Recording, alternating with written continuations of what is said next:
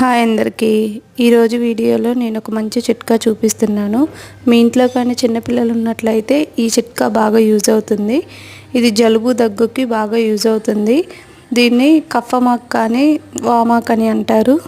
నేను ఇక్కడ ఒక గుప్పిడి ఆకులు తీసుకొని శుభ్రంగా నీళ్ళతో వాష్ చేసుకొని ఒక ప్యాన్ తీసుకొని ప్యాన్ మీద కొంచెం హీట్ చేశాను. ఆకు అప్పుడు సాఫ్ట్ అవుతుంది.